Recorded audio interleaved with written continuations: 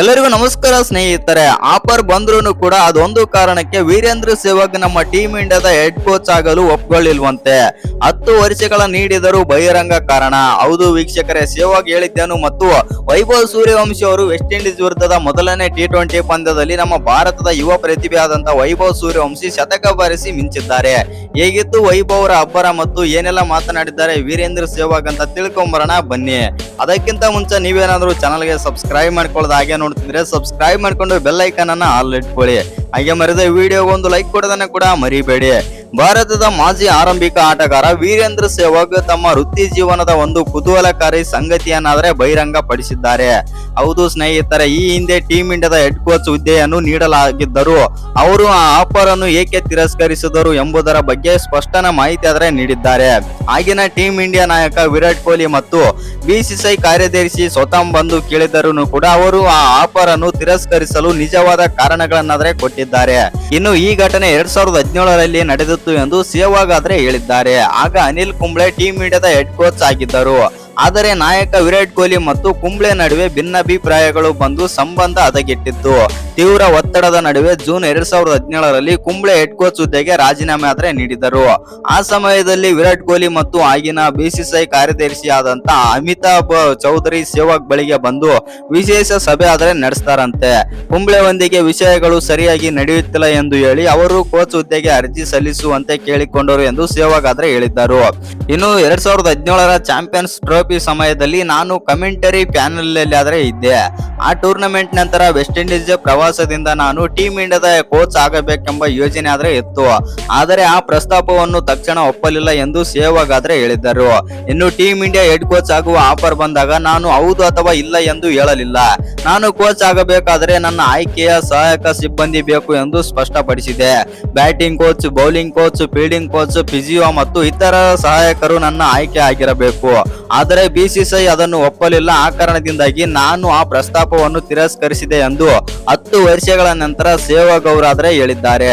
ಇನ್ನು ಮೈದಾನದಲ್ಲಿ ತನ್ನ ಸ್ಫೋಟಕ ಬ್ಯಾಟಿಂಗ್ ನಿಂದ ಎದುರಾಳಿ ಬೌಲರ್ಗಳನ್ನು ಕಷ್ಟಕ್ಕೆ ಸಿಲುಕಿಸುತ್ತಿದ್ದ ಸೆಹ್ವಾಗ್ ಅವರು ಮೈದಾನದ ಹೊರಗೂ ಅಷ್ಟೇ ಸ್ಪಷ್ಟ ಮನಸ್ಸಿನವರು ಎಂದು ಈ ಘಟನೆ ತೋರಿಸುತ್ತದೆ. ಅವರ ಆದ್ಯತೆಗಳು ಮತ್ತು ತಂಡ ನಿರ್ವಹಣಾ ಶೈಲಿಗೆ ಹೊಂದಿಕೆಯಾಗದ ಕಾರಣ ಸೆಹ್ವಾಗ್ ಕೋಚ್ ಹುದ್ದೆಯ ದೊಡ್ಡ ಜವಾಬ್ದಾರಿಯನ್ನು ಸುಲಭವಾಗಿ ಕೈಬಿಟ್ಟರು.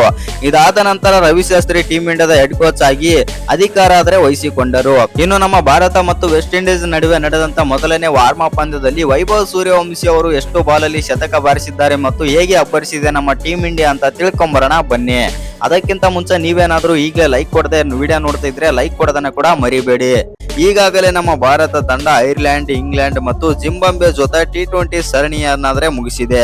ಹೌದು ಸ್ನೇಹಿತರೆ, ಐರ್ಲೆಂಡ್ ವಿರುದ್ಧ 2.0 ಅಂತರದಿಂದ ಸೋತಿದೆ. ಇಂಗ್ಲೆಂಡ್ ವಿರುದ್ಧ 5 ಪಂದ್ಯಗಳ T20 ಸರಣಿಯಲ್ಲಿ 4 ಪಂದ್ಯ ಸೋತು 1 ಪಂದ್ಯ ಮಳೆಯಿಂದ ರದ್ದಾಯಿತು. ಇನ್ನು ಜಿಂಬಾಬ್ವೆ ವಿರುದ್ಧ 3ಕ್ಕೆ 3 ಪಂದ್ಯ ಗೆದ್ದು ನಮ್ಮ ಭಾರತ ತಂಡ ಗೆಲುವಿನ ಲಯಕ್ಕೆ ಮರಳಿದೆ. ಆದರೆ ನಮ್ಮ ಭಾರತ ತಂಡ ವೆಸ್ಟ್ ಇಂಡೀಸ್ ವಿರುದ್ಧ ಮೊದಲನೇ ವಾರ್ಮ್ ಅಪ್ ಪಂದ್ಯವನ್ನಾದ್ರೆ ಆಡಿದೆ. ಇನ್ನು ಅಕ್ಟೋಬರ್ 6ರಿಂದ ಶುರು ಆಗಲಿರುವ ವೆಸ್ಟ್ ಇಂಡೀಸ್ ವಿರುದ್ಧ T20 ಸರಣಿಗಾಗಿ ನಮ್ಮ ಭಾರತ ತಂಡ 5 ಪಂದ್ಯಗಳ ವಾರ್ಮ್ ಅಪ್ ಪಂದ್ಯವನ್ನಾದ್ರೆ ಆಡ್ತಾ ಇದೆ. ಹೌದು ಸ್ನೇಹಿತರೆ, ಈ ಪಂದ್ಯಗಳಿಗೆ ನಾಯಕನಾಗಿ ಶ್ರೇಯಸ್ ಅಯ್ಯರ್ ಬದಲಿಗೆ ತಿಲಕ್ ವರ್ಮಾ ನಾಯಕನ ಪಟ್ಟಾದ್ರೆ ವಹಿಸಿದ್ದಾರೆ.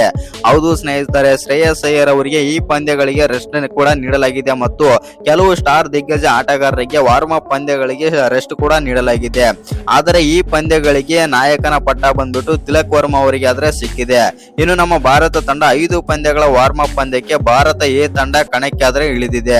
ಇನ್ನು ತಂಡದಲ್ಲಿ ವೈಭವ್ ಸೂರ್ಯವಂಶಿ, ಪ್ರಭ್ಸಿಮ್ರನ್ ಸಿಂಗ್, ರುತುರಾಜ್ ಗಾಯಕ್ವಾಡ್ ಮತ್ತು ತಿಲಕ್ ವರ್ಮಾ, ಅಶುತೋಷ್ ಶರ್ಮಾ, ರಿಂಕು ಸಿಂಗ್, ಸೂರ್ಯಾನ್ ಹೆಗ್ಡೆ, ಶಿವಮ್ ದುಬೆ, ಹರ್ಷಿ ದುಬೆ ಮತ್ತು ಮಯಾಂಕ್ ಯಾದವ್, ಅಶೋಕ್ ಶರ್ಮಾ ಆದ್ರೆ ತಂಡದಲ್ಲಿ ಆದ್ರೆ ಇದ್ದಾರೆ. ಇನ್ನು ಮೊದಲನೇ ವಾರ್ಮ್ ಅಪ್ ಪಂದ್ಯದಲ್ಲಿ ನಮ್ಮ ಭಾರತ ತಂಡ ಟಾಸ್ ಗೆದ್ದು ಮೊದಲು ಬ್ಯಾಟಿಂಗ್ ಆದ್ರೆ ಆಯ್ಕೆ ಮಾಡಿಕೊಳ್ಳುತ್ತೆ.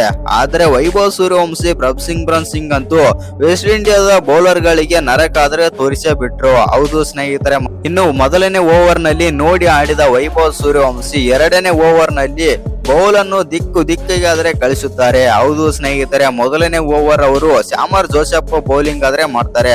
ಆದರೆ ವೈಭವ್ ಸೂರ್ಯವಂಶಿ ಮಾತ್ರ ತನ್ನ ಎಂದಿನಂತೆ ಹೊಡಿಬಡಿ ಆಟಕ್ಕೆ ಮುಂದಾಗಲ್ಲ. ಹೌದು ವೀಕ್ಷಕರೇ, 6ಕ್ಕೆ 6 ಬಾಲ್ ಡಾಟ್ ಆದ್ರೆ ಆಡ್ತಾರೆ ಮೊದಲನೇ ಓವರ್ ನಲ್ಲಿ. ಇನ್ನು 2ನೇ ಓವರ್ ಬೌಲಿಂಗ್ ಮಾಡೋಕೆ ಜಸ್ಟಿನ್ ಗ್ರೀವ್ಸ್ ಆದ್ರೆ ಬರ್ತಾರೆ. ಆದರೆ ಪ್ರಭ್ಸಿಮ್ರನ್ ಸಿಂಗ್ ಅಂತೂ ನಾನು ನೋಡಿ ಆಡೋ ಮಾತೇ ಇಲ್ಲ ಅನ್ನೋ ರೇಂಜ್ಗೆ ಬ್ಯಾಟಿಂಗ್ ಆದ್ರೆ ಮಾಡ್ತಾರೆ.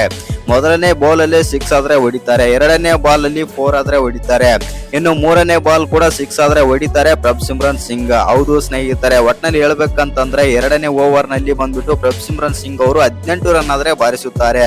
ಇನ್ನು ಮೂರನೇ ಓವರ್ ನಲ್ಲಿ ಬಂದ್ಬಿಟ್ಟು ಸ್ಯಾಮರ್ ಜೋಸೆಫ್ ಅವರು ಮತ್ತೆ ಮೂರನೇ ಓವರ್ ಬೌಲಿಂಗ್ ಮಾಡಕ್ಕಾದ್ರೆ ಬರ್ತಾರೆ. ಅದೇ ಟೈಮ್ ನಲ್ಲಿ ವೈಭವ್ ಸೂರ್ಯವಂಶಿಗೆ ಸ್ಟ್ರೈಕ್ ಆದ್ರೆ ಇರುತ್ತೆ.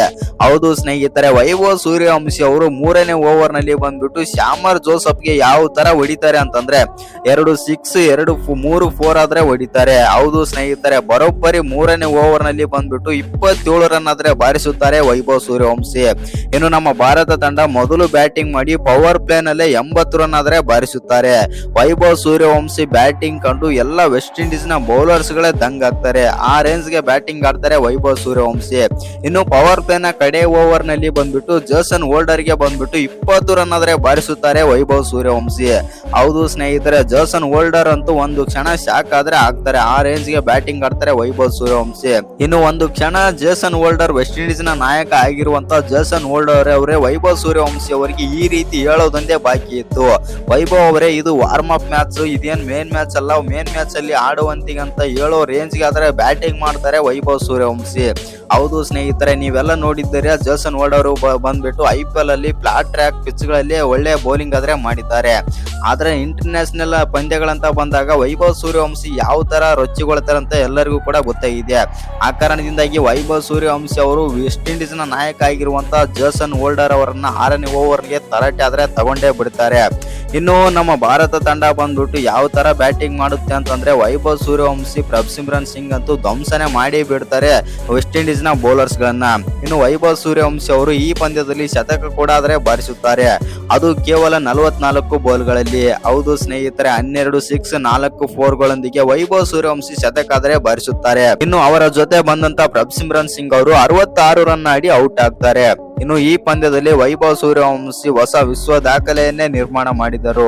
ಹೌದು ವೀಕ್ಷಕರೇ, ವೈಭವ್ ಅವರು ಈ ಪಂದ್ಯದಲ್ಲಿ 1 6 ಆದ್ರೆ ಬಾರಿಸುತ್ತಾರೆ. ಆ 6 ಕಂಡು ಬಂದ್ಬಿಟ್ಟು ಸ್ಟೇಡಿಯಂ ಆಚೆನಾದ್ರೆ ಹೋಗುತ್ತೆ. ಆ 6 ಕಂಡಂತ ಪಾಕಿಸ್ತಾನದ ಮಾಜಿ ದಿಗ್ಗಜ ಆಟಗಾರ ಆಗಿರುವಂತ ಅಜರ್ ಅಲಿ ಬಂದ್ಬಿಟ್ಟು ವೈಭವ್ ಸೂರ್ಯವಂಶಿ ವಿರುದ್ಧ ಈ ರೀತಿ ಸ್ಟೇಟ್ಮೆಂಟ್ ಆದ್ರೆ ನೀಡಿದ್ದಾರೆ. ಹೌದು ವೀಕ್ಷಕರೇ, ಆ ಹುಡುಗ ಆ ರೀತಿ 6 ಬಾರಿಸಲು ಹೇಗೆ ಸಾಧ್ಯ? ICC ಅವರೇ, ನೀವು ಆ ಹುಡುಗನ ಬ್ಯಾಟ್ ಪರಿಶೀಲನೆ ಮಾಡಬೇಕು. ಏಕೆಂದ್ರೆ 15 ವರ್ಷದಲ್ಲಿ ಈ ರೀತಿ ಬ್ಯಾಟಿಂಗ್ ಮಾಡೋದು ಅಂದ್ರೆ ಅದು ಸಾಮಾನ್ಯದ ಮಾತಲ್ಲ ಎಂದು ಪಾಕಿಸ್ತಾನದ ಮಾಜಿ ಆಟಗಾರ ಆಗಿರುವಂತ ಅಜರ್ ಅಲಿ ಅವರು ಈ ರೀತಿ ವೈಭವ್ ಸೂರ್ಯವಂಶಿ ವಿರುದ್ಧ ಒಂದು ಸ್ಟೇಟ್ಮೆಂಟ್ ಆದ್ರೆ ನೀಡಿದ್ದಾರೆ. ಏನೇ ಆಗಲಿ, ವೈಭವ್ ಸೂರ್ಯವಂಶಿ ಅವರು ಎಲ್ಲಾ ದೇಶಗಳು ನಮ್ಮ ಭಾರತದ ಕಡೆಗೆ ತಿರುಗಿ ನೋಡುವಂತೆ ಆದ್ರೆ ಬ್ಯಾಟಿಂಗ್ ಆದ್ರೆ ಮಾಡ್ತಾ ಇದ್ದಾರೆ. ಹೌದು ಸ್ನೇಹಿತರೆ, ಇನ್ನು ನಮ್ಮ ಭಾರತ ಮತ್ತು ವೆಸ್ಟ್ ಇಂಡೀಸ್ ನಡುವೆ ನಡೆದಂತ ಪಂದ್ಯದಲ್ಲಿ ಮೊದಲನೇ ವಾರ್ಮ್ ಅಪ್ ಪಂದ್ಯದಲ್ಲಿ ನಮ್ಮ ಭಾರತ ತಂಡ ಭರ್ಜರಿಯಾಗಿ ಆದ್ರೆ ಗೆದ್ದಿದೆ. ಮೊದಲು ಬ್ಯಾಟಿಂಗ್ ಮಾಡಿದಂತ ನಮ್ಮ ಭಾರತ ತಂಡ 20 ಓವರ್ಗಳಲ್ಲಿ 226 ರನ್ ಆದ್ರೆ ಹೊಡೆಯುತ್ತಾರೆ. 227 ಚೇಸ್ ಮಾಡಕ್ಕೆ ಬಂದಂತ ವೆಸ್ಟ್ ಇಂಡೀಸ್ ತಂಡ ಪವರ್ ಪ್ಲೇ ನಲ್ಲೇ 3 ವಿಕೆಟ್ ಕಳೆದುಕೊಂಡು ಸಂಕಷ್ಟಕ್ಕಾದ್ರೆ ಸಿಲುಕುತ್ತೆ. ಹೌದು ಸ್ನೇಹಿತರೆ, ಜೇಸನ್ ಹೋಲ್ಡರ್ ಮತ್ತು ಸಾಯ್ ಹೋಪ್ ಅವರು ಒಂದು ಒಳ್ಳೆ ಬ್ಯಾಟಿಂಗ್ ಪ್ರದರ್ಶನ ಆದ್ರೆ ಮಾಡ್ತಾರೆ, ಆದ್ರೆ ನಮ್ಮ ಭಾರತದ ವಿರುದ್ಧ ಗೆಲ್ಲಲು ಸಾಧ್ಯನೇ ಆಗ್ಲಿಲ್ಲ. ಹೌದು ಸ್ನೇಹಿತರೆ, ಇನ್ನು ನಮ್ಮ ಭಾರತದ ಪರ ಮಾಯಾಂಕ್ ಯಾದವ್ 3 ವಿಕೆಟ್ ತೆಗೆದರೆ ಅವರಿಗೆ ಸಾಥ್ ನೀಡಿದಂತ ಅಶೋಕ್ ಶರ್ಮಾ 2 ವಿಕೆಟ್ ಆದ್ರೆ ತೆಗಿತಾರೆ. ಸೂರ್ಯನ್ ಹೆಗಡೆ 2 ವಿಕೆಟ್, ಹರ್ಷ ದುಬೆ 2 ವಿಕೆಟ್ ಮತ್ತು ಶಿವಮ್ ದುಬೆ 1 ವಿಕೆಟ್ ತೆಗೆದು ಮಿಂಚಿದ್ದರು. ಇನ್ನು ವೆಸ್ಟ್ ಇಂಡೀಸ್ ತಂಡವನ್ನು 146 ರನ್ ಗಳಿಗೆ ಆಲ್ ಔಟ್ ಕೂಡ ಮಾಡ್ತಾರೆ. ಇನ್ನು ಈ ಪಂದ್ಯದಲ್ಲಿ ವೈಭವ್ ಸೂರ್ಯವಂಶಿ ಅವರು ಅದ್ಭುತ ಬ್ಯಾಟರ್ ಎಂಬ ಪದಕ ಕೂಡ ತೆಗೆದುಕೊಳ್ಳುತ್ತಾರೆ. ಇನ್ನು ಈ ವಿಡಿಯೋ ಇಷ್ಟ ಆಗಿದ್ರೆ ಒಂದು ಲೈಕ್ ಮಾಡಿ, ಶೇರ್ ಮಾಡಿ, ಹಾಗೆ ಇನ್ನು ಯಾರು ಚಾನಲ್ಗೆ ಸಬ್ಸ್ಕ್ರೈಬ್ ಮಾಡ್ಕೊಂಡಿಲ್ಲ ಸಬ್ಸ್ಕ್ರೈಬ್ ಮಾಡ್ಕೊಂಡು ಬೆಲ್ ಐಕಾನ್ ಅನ್ನ ಆಲ್ ಇಟ್ಕೊಳ್ಳಿ.